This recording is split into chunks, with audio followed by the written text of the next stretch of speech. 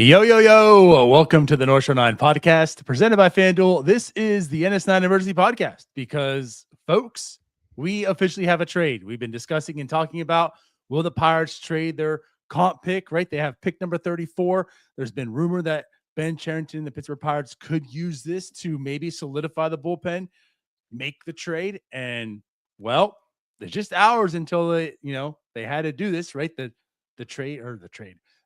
draft. They had until tomorrow. 11 a.m. Yeah. Right. Yep. So the draft's tomorrow. They had to do it 2 hours beforehand. Starts at 1. And we have a deal.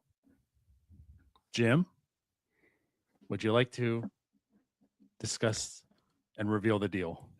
Let's discuss it. Yeah, the Pirates trade their 34th overall pick in tomorrow's draft. It's their competitive balance A round pick. Comes with a slot value of like roughly $3 million. That's really like the real value here is the slot money that's associated with that pick. They also send left-handed reliever Jaden Woods to the Chicago White Sox, and they acquire infielder Jacob Gonzalez and left-handed reliever Brandon Eisert. So that's the deal. It's very different from what I was expecting. I was assuming we were going to have a trade for this 34th pick before tomorrow. I had a feeling, DiNardo. But I was thinking this trade was going to be for a reliever. And yes, Brandon Eisert is a reliever. Brandon Eisert is not the prize, unquote, prize of this deal. Jacob Gonzalez is the headliner, if there is one in this deal. That is the value the Pirates are getting in return here, is Jacob Gonzalez. And apparently they thought the need to fill in and do something to the left side of the infield with Connor Griffin out for these next 2 months was pressing enough to pull the trigger here. Yeah, man.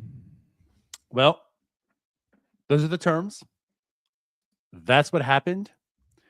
Now, I guess to actually truly discuss it and our viewpoints on this. Yeah. Man, you hit it. This is not what I was expecting. And for those of you that have tuned into our Jim Callis show, I mean, as a matter of fact, this was a question we asked him because there is certainly potential. Even, with talking and texting through him, he was, at the combine and stuff. And that was actually one thing he mentioned to us before we even talked about the show or anything. He was just like, hey, guys, have you heard? I'm hearing rumors out here that, they're floating around that pick to be traded. And as a matter of fact, that's something that we did hear. So we brought up to Jim Callis. And, I mean, again, you can take our word for it. But like Jim Callis even said, too, he's like, I mean, you can get like a legit reliever for this. This isn't just like hope to pray that you get something out of here and whatever. Like, you should be able, I mean, this has some value. You should be able to get yourself like an actual legit reliever in this deal. So this is something that the Pirates, needed was a legit reliever. I think a lot of people tied this draft pick like, hey, here's your way of using. I mean, Jim even saying this over again, right? Like you have to, if you're going to trade it, you have to trade it by now. This is your way of almost forcing a trade to happen today instead of waiting to the deadline to happen. This team needs relievers. Go out there, use this. I'm not saying you're going to get an Aroldis Chapman for this. Maybe it's this plus, or maybe you get something comparable close to Chapman, but like you're getting a legit reliever. And like, I'm sorry, but Eisert's not that guy. Like he's not that guy. Now you add in Gonzalez as well. Singularly, one of these guys isn't that guy. Like my first take on this, just to put it out there, is you needed something to really shore up this team, and you used it to replace two needs. And therefore, you're just getting two guys. Yeah, I guess my thing with this is, and just to answer some questions, because, there's a question in here, context on how valuable the 34th pick should be. We do have some historical precedents here, right? Like 2 years ago, the Rays were able to acquire Brian Baker for That wasn't last year. That was actually last year. Sorry. Last year, the Rays got Brian Baker for one of these picks. 2 years before that, I think it was the Royals or the National. Who was it? Someone got. It was the Royals got Hunter Harvey for one of these picks. So both of those guys being pretty good relievers, right? I mean, Brian Baker is a much better reliever now than he was when that trade was made, but Brian Baker's always had really good stuff. Good FIPS. Like he was sort of established a little bit up to that point, and now he's an all-star. He's the Rays all-star closer. Hunter Harvey's been around forever. So like there has been precedence here that you can get a pretty good relief pitcher for this pick, right? That's not what the Pirates did here. Like they got a reliever, Brandon Eisert, and we'll talk about him. But Brandon Eisert he's a guy. When Evan Sisk is healthy, Brandon Eisert is probably the fourth best left-handed pitcher in the Pirates organization when it comes to relief arms. With Sisk out, Eisert's the number 3 guy, squarely behind Soto and Montgomery. Right. That's who he is. Jacob Gonzalez, on the other hand, I am intrigued here a little bit. I know you seem to be a little bit more down on him than I am. He was just to kind of give you some background on Jacob Gonzalez. Jacob Gonzalez was the number 11 draft prospect in the 2023 draft. He was the 15th overall pick in that draft.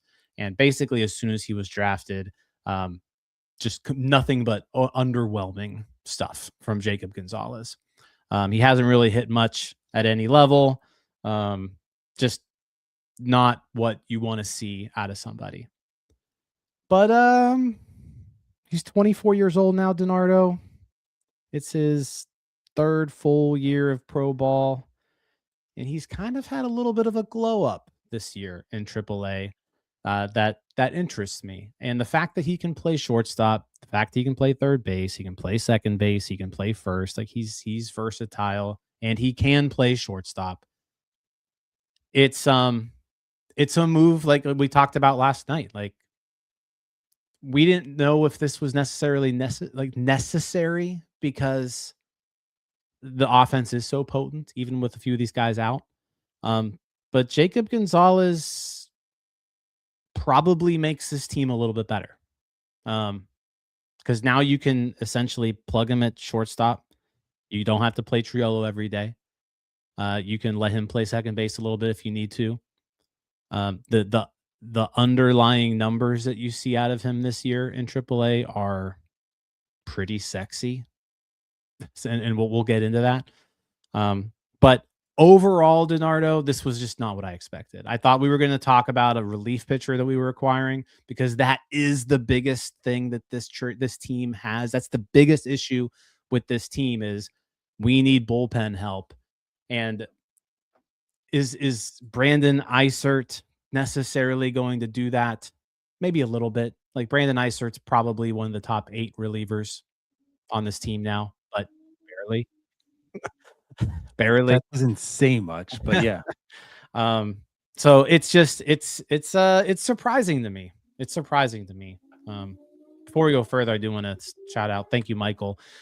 He doesn't like this trade very much, it seems, for the super chat. He says this trade sucked. Why trade Woods? Eisert is awful, 5.93 ERA, and Gonzalez is a compliment to Triolo, according to Cherington. Fire BC. He is awful. Yeah, like I said, this is not what I expected from this 34th pick. And I want to preface this by saying that what I hate if they went and traded for Gonzalez and or Eisert. Like, no, I wouldn't hate it. But the value that comes at number 34 and using that pick for these two is why I think we're both just like, I mean, it's just underwhelming. You should be using that pick. This is a bullet that you have. Use that bullet and go get yourself something that's going to certainly make a difference for this team.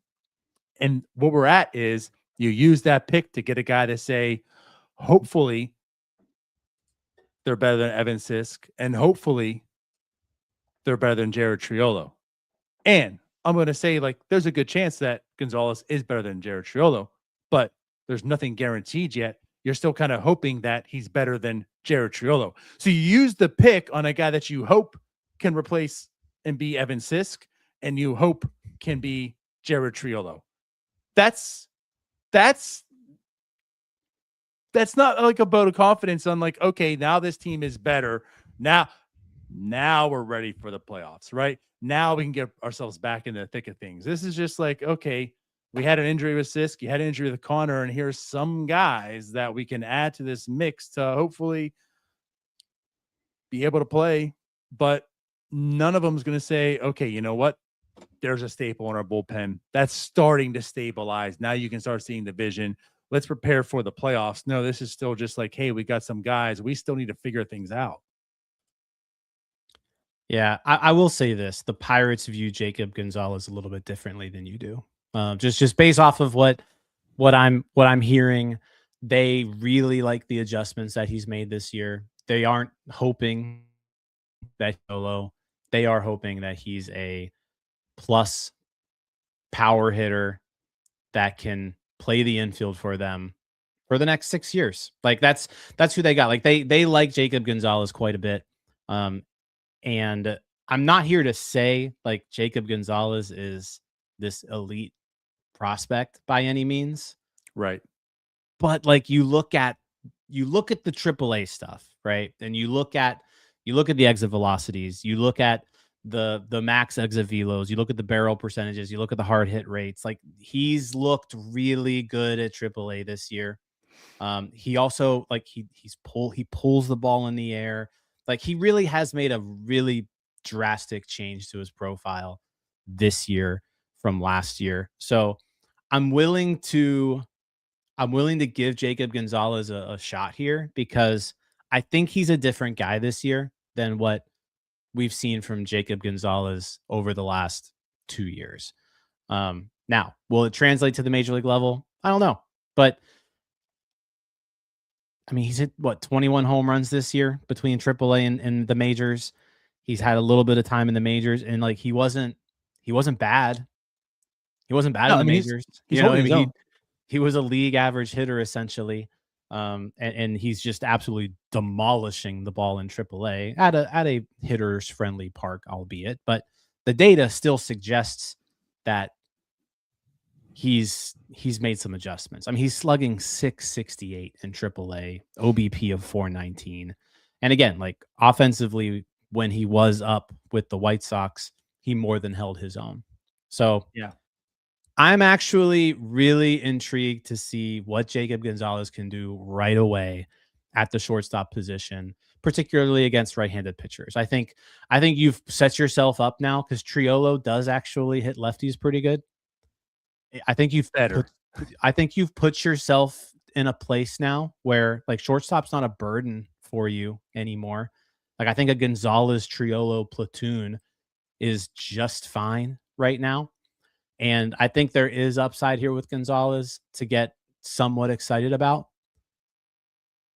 I'm not very excited about Brandon Eisert, though.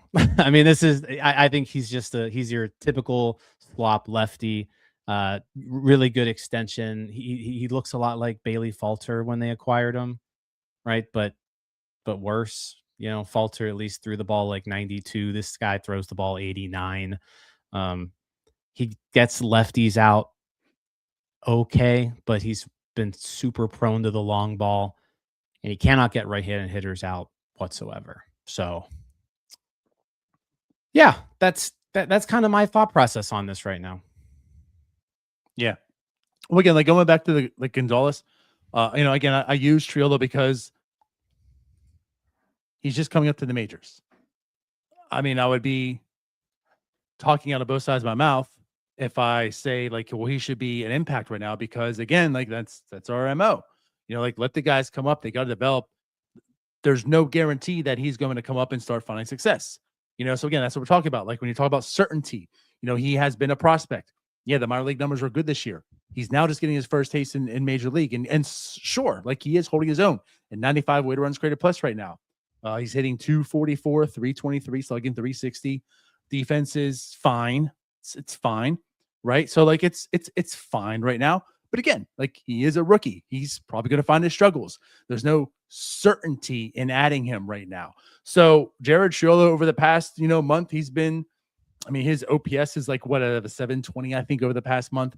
His defense is fine. It's not great, but it's fine at shortstop. So that's what I'm alluding to. You're kind of hoping, and yes, like they are going to platoon. So righty, lefty, it makes a whole lot of sense. I see this as that's going to be that way. They are going to platoon. Jared Schiolo will start versus lefties. Gonzalez will start versus righties and go at it. And hopefully they're probably about the same player. And again, I think Gonzalez can be, like I said before, and I still do. Like I think Gonzalez certainly can be better than Schiolo, but probably marginally. And that's the biggest thing I'm getting at. Like you're kind of hoping that he is better than Jared Schiolo. I don't think it's going to be, hey, Gonzalez is here and he's a replacement of Connor Griffin. Like, you know what I mean? Like he's not coming here being a dude for the believer, right? Like he's not coming here being the dude either. Like none of these guys are coming in here and being like, okay, I'm here to help you guys go to the World Series. They're just kind of here.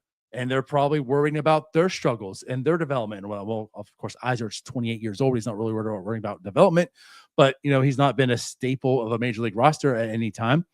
So again, like when it comes to Gonzalez, like that's my thing. And also when you talk about the minor leagues and what he's doing this year, and I will defer to them. I've said this time and time again. Also, like if you believe in a guy, like go get him. And if they believe in the adjustments and this is who they wanted, like sure, go get him. I'll defer to you, but I'm a little bit of buyers beware as well because, like you say, he's a hitter-friendly park. He's never slugged this way. Like you mentioned, he's been a huge disappointment since he's been drafted in the majors. I mean, you look at last year. Well, I guess right now we'll talk about him. Right now he's slugging, like you said, 668 in AAA. Last year, in the limited time that he was called up, he was slugging 293 in AAA. His time in AA last year, he was slugging 369. Years before that, like he was never over a 400 guy. High A, he slugged 399. That's the closest he got. Like he wasn't this guy up until this year. And it's a huge jump. Now, sure, a lot of the underlying metrics show that there's some things to support this. But that's what I'm going to. I know a lot of people are looking at, I mean, I've seen so much the OPS in the minor league so far. And it's just like, I'm not ready to just label this guy that guy. He's just been this guy so far for 52 games right now this year in AAA.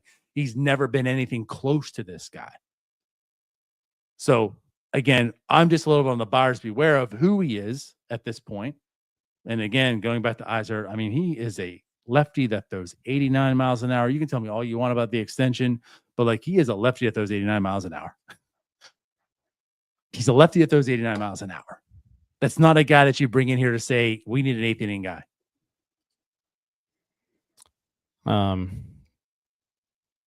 Eisert, by the way, I found that there was a White Sox guy tweet July 7th. So this was 3 days ago. Brandon Eisert has now allowed 13 earned runs over his last 12 appearances. Really getting tough to justify having him on this roster, especially as the fourth left-handed pitcher in the bullpen. Give someone else a shot. So like that's who we're talking about. We're talking about a guy who's just kind of getting shelled right now. But I want to push back on Jacob Gonzalez a little bit. I want to have this conversation because I want to share, like we're talking about, yeah, he has never done this before, but I want to show everyone kind of what I'm seeing when it comes to that. But first, let's kick it to Cody. This episode is brought to you by IQ Bar, our exclusive snack hydration and sponsor. IQ Bar protein bars, IQ Mix hydration mixes, and IQ Joe mushroom coffees are the delicious, low-sugar, brain and body fuel you need to win your day. The Ultimate Sampler Pack is a great way for you to try all IQ Bar products and flavors. You get 9 IQ bars, 8 IQ Mix sticks, and 4 IQ Joe sticks. All IQ Bar products are clean label certified and entirely free from gluten, dairy, soy, GMOs, and artificial ingredients. With over 20,000 5-star reviews and counting, more people than ever are fueling their lifestyles with IQ Bar's brain and body boosting bars, hydration mixes, and mushroom coffees. The Ultimate Sampler Pack includes all three. My personal favorites so far have been the almond butter chip and the iced tea lemonade hydration mix. It's just really full of flavor. I love starting my day with it, and I couldn't imagine starting my day with anything else other than IQ Bar products. Right now, IQ Bar is offering our podcast listeners 20% off all IQ Bar products, including the Ultimate Sampler Pack, plus free shipping. To get your 20% off, text MLB to 64,000. That's MLB 64000. Message and data rates may apply. See terms for details. Okay. So we talked Speak to before me, Jim. about, so we talked before, like, Gonzalez has never done this before. And that's absolutely correct. But I want to show you, like, if the Pirates had a first round draft pick who was doing this in AAA as a 24-year-old, like, if this was Termar, like if Termar was doing this in AAA, I think people would be ecstatic right now with somebody of this pedigree doing this type of stuff. He's in the 93rd percentile in expected WOBA, 83rd in expected batting average, 92nd in expected slugging, like 95th in max exit velo. Like everything looks good when it comes to Jacob Gonzalez. So that's why I'm a little bit more excited about this than just, hey, you know what? He's having a good year. He hasn't before, because like you can see this is a profile of a pretty good hitter. So again, it's AAA. It's not the majors. Like, we'll see how it translates, but if the Pirates had a prospect doing this in AAA and they called him up, people would be pretty excited. That's I guess my thought process with Gonzalez is he seems to be a completely different hitter this year than before, and the data also suggests it, not just the numbers. Yeah. And again, like, I'm not here to say you're wrong by any means. Like, this isn't you're wrong. And I'm just trying to stress, like, I'm a little buyers beware on it because of things in the past. Yeah. And again, this move is a this year move. Like, it has to be. Like, a Gonzalez, he could certainly flourish and become something. Like, all this stuff, if you really believe in the translating and stuff, like 2027 is a season, 2028, like, you know what? Great move. But this move was kind of designed like you make this trade because you need something today. You need help now, right? You need to get to the trade deadline to even entertain. We're going to be buyers at the trade deadline and do that, because then you got to fight for a wild card. But I want to put this perspective on to you as well. I mean, the Pirates are 47-47 right now. They're in fourth place. They're outside looking in on the wild card, but I mean, they're certainly in the hunt. That's why they're doing this, right? They need some help, and they do that. At the same time, the White Sox are tied for first place. Like, they're buyers. They're going for it. And they decided it's best in their interest to use these two guys to get a comp pick. Like you're saying, Pirates fans be ecstatic if they saw us in Tamar Johnson. Well, what would your take be right now? You see Connor Griffin go down. Murakami's down. Yes, Murakami is back now. You look at the infield. I mean, the White Sox infield is pretty solid. Not a whole lot of depth. I mean, Luis Angel Acuna is there. He's not having a great year as far as depth goes and such. Like, it would be nice to have a nice utility guy. So, like, Connor goes down or just whatever. Like, if Tamar was doing this and the Pirates traded Tamar for a comp pick, how would you feel? Like, that also makes me kind of hesitant. Like, do the White Sox believe in this, or is it them saying, like, hey, let's kind of capitalize this. Let's get ourselves some more money in this draft and keep building for the future. Because again, like, that's what that. So again, like, I'm just saying, like, this is why I'm a little bit just a buyers beware mentality on this. If you saw Tamar doing this and they traded Tamar for a comp pick, you'd be livid right now. We'd have an emergency podcast also saying, what are you doing? Maybe if there was like no room for Tamar, like, that's the thing. Like, there's no room for the White Sox don't have room for Jacob Gonzalez right now. So they make this pick and they get some value in the draft, and who knows, like, the White Sox could also trade that pick for something before tomorrow. Like, that's also a thing that could happen. Don't Quinn Priester us, Jim. Which would be wild, but it is a Quinn possibility. Priester us.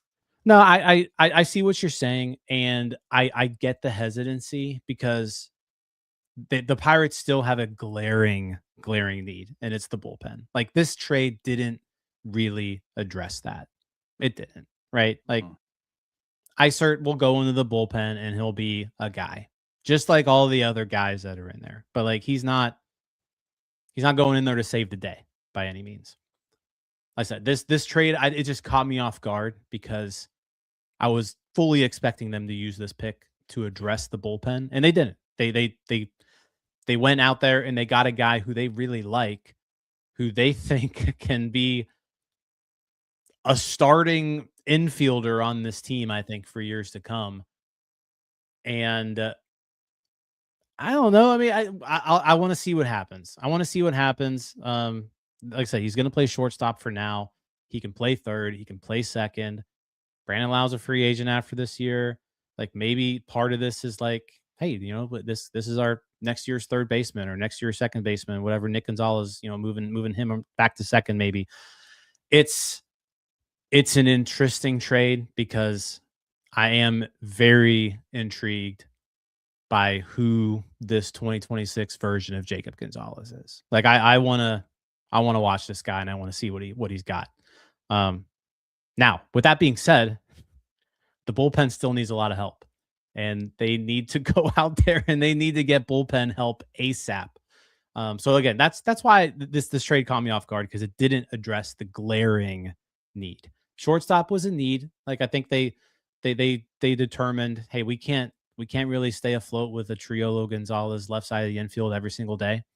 So they went out there and they got some help, and they found this, and they really like the guy, and they think that he's more than just a temporary plug-in, right? Because we were talking about temporary plug-ins yesterday. We were talking about, you know, the Willie Castros of the world and the Zach McKinstries of the world. We didn't really think of something like this, right? This is a temporary plug-in, but also someone with 6 years of team control who's a 24-year-old former first-round pick.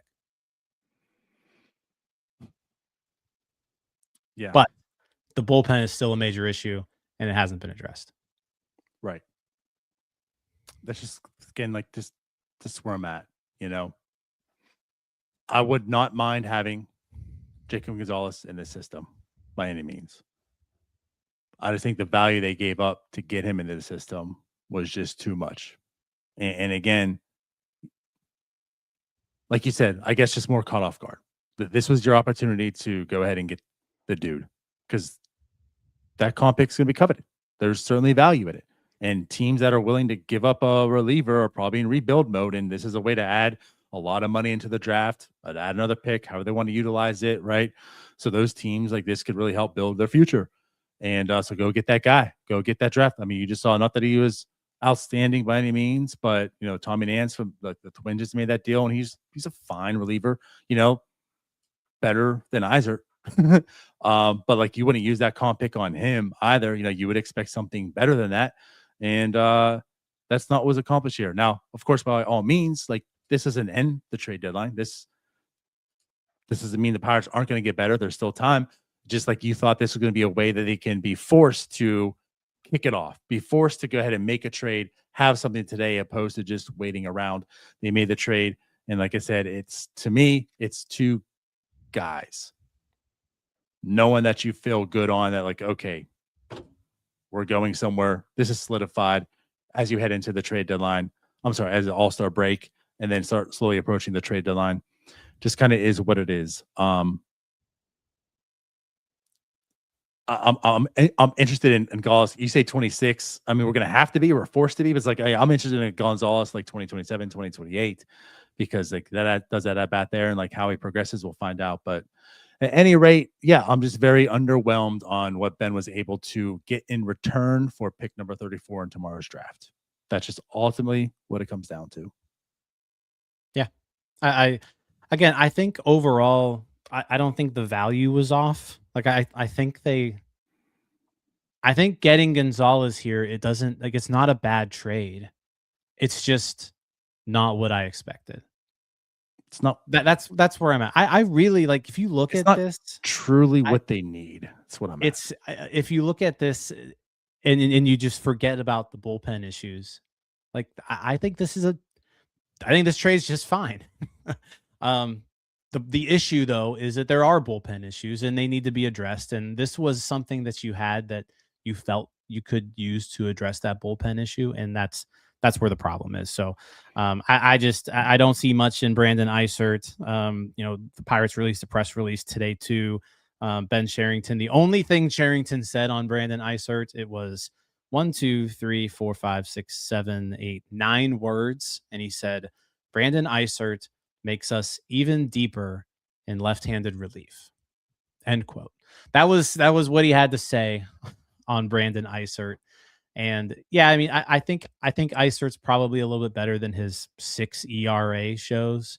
Yeah. He's got a really, really high, a really, really low left on base percentage, which is probably unsustainable. He's got a home run rate that's probably unsustainably high, but like, he's not anything that you're going to get excited about. You're not going to get excited about lefties who throw 89 out of the bullpen, can't get right-handed hitters out. And, he's fine against lefties, but also lefties, he's given up 3 homers to lefties in 13 innings of work. So he has not been anything special this year. So yeah, they still got to address the bullpen. At the end of the day, they got to address the bullpen still. Just to add this here, because again, this piles on to the whole thing. And like you said, just the problem is, it's like, once again, like, think about, and I'm not trying to compare them. I'm like trying to compare this, how it's going to go. But think about the trade deadline a few years back when there was the impact guys, and he went after the Brian De La Cruz because he had team control. You know what I mean? Like that's you need something that's going to impact this year. Like, Ben's not going to see 2027 if 2026 doesn't go the way it needs to go. You know what I mean? And like, this deal, sure, it kind of helps out right now, but like, the value, like you said, that the value of the trade is the 6 years of control. I'm not worried about 6 years of control. I'm worried about 2026, and the people in power need to really worry about 2026. So again, like, yeah, like, the value could match up per se, but what's needed for 2026, this doesn't theoretically truly do that. It may, but again, it may. You need something that's going to solidify and make sure you have a job in 2027, or else you ain't going to be able to plug in Jacob Gonzalez anywhere you want to, because you're in the unemployment line. And Bob Nutting's calling up Corn Ferry once again to find the next GM for the Pittsburgh Pirates. That's this trade. Yeah, we'll see. We'll see. I mean, they've got a new shortstop for the next 2 months. Yep. At least versus righties. At least versus righties. Yep. Right. And again, he's interesting. He's pretty. He is interesting. Again, but if he doesn't really do anything for you, like if he doesn't hit this potential that you see, then yeah, you look at this trade. Right. I mean, if Jacob Gonzalez isn't contributing to the Pirates this year, next year, and the year after, you're like, I wonder what else was out there. And that's just it. Jacob Gonzalez is interesting. Aroldis Chapman is good. I don't think Chapman was available. No, but I get. But no, I know what you mean. I know what you mean. That's the point I'm getting at. Yeah. Yeah. We got an interesting guy. Interesting doesn't win ball games. Not saying he can't, but he's an interesting guy. You need to go get a good guy. We'll see. He could be good. He could be. There's variance. He could be. There's variance. Yeah, no, again, it's surprising to me. It's surprising. Right. I'm not necessarily saying this is a bad trade right now. I'm not saying it's a good trade either. I think it's fair, and I think get good value here. I'm very interested to see what Jacob Gonzalez can do. And I have a little bit more. I think he's got a much higher ceiling than just about anyone else you could have acquired for this pick.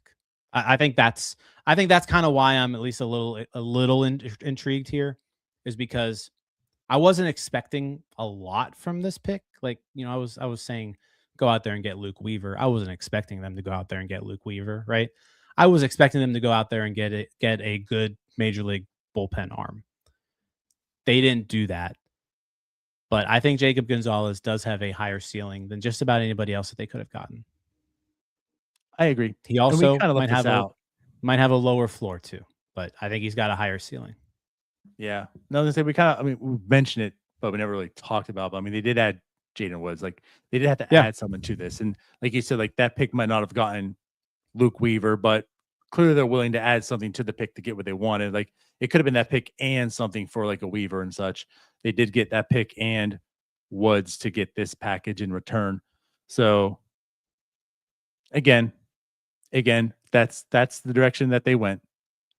Now we Jaden Woods. kind of wait. Jaden Woods probably was this team's number 4 lefty bullpen arm going to this trade. So you're trading your you're swapping Woods and Eisert, and you're hoping Eisert is a little bit better than Woods would have been. Yeah, which he probably is. I mean, Woods, he just kind of is starting to get into his own. Yeah, but got called up to AAA and hasn't really performed too well there.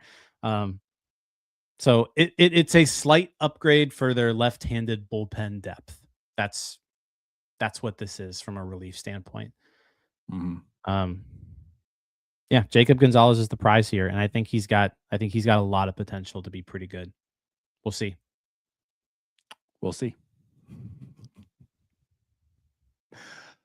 I think that's it. Pirates have the doubleheader tomorrow. I'll just say this: as of right now, FanDuel has them plus 55 for the division. They've now overtaken the Cardinals, so they're sitting third on the division. So there is that. But yeah, doubleheader tomorrow, 12:05, Braxton Ashcraft, and then 4:05 technically, Bubba Chandler for the second game. Also, the draft will be going on live now because they decided for all the rain that came down the field tonight, they had to postpone it to tomorrow. So there'll be the doubleheader. We'll be live at 1 o'clock for the draft. So the NS9 draft show will be on tomorrow at 9 o'clock. I'm sorry, 1 o'clock. There's only one pick now. You have to worry about. The comp pick ain't happening. It's traded. So Pirates will pick number 5. Who they get, we'll find out. But tune in tomorrow at 1 o'clock. We'll be live for the draft show. And then, of course, 2 post-game shows. Yeah. And just real quick, too, before we leave, some people are asking, like, who gets taken off the 40-man for this? I think the logical move is Connor Griffin to the 60-day IL. Yeah. It's going to be out basically 10 weeks. So, Yep.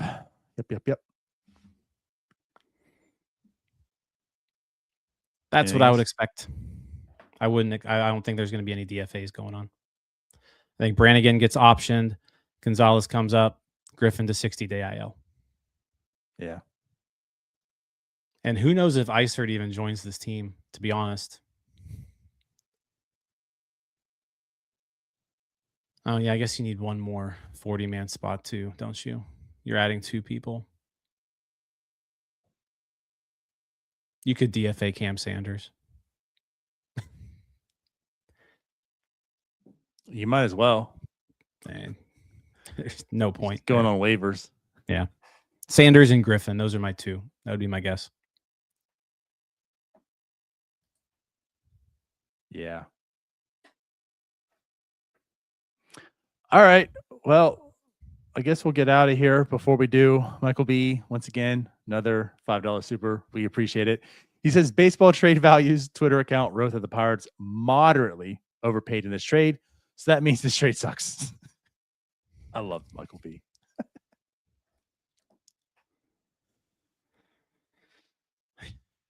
Yeah, we'll see. Let's see how it goes. Jacob Gonzalez better be good. And you need to win games this year, right? So like Jacob Gonzalez needs to make an immediate impact to this lineup. And again, it's unfair to him to. It kind of is, but they got to win now. That's why he's brought here. So pressure's on now. You don't really get that development time. You got to be good. All right. Well, let's get out of here. We'll come back in like 3 hours for our post-game draft day, post-game day.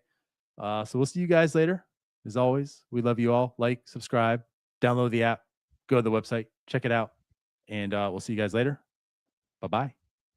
See you guys.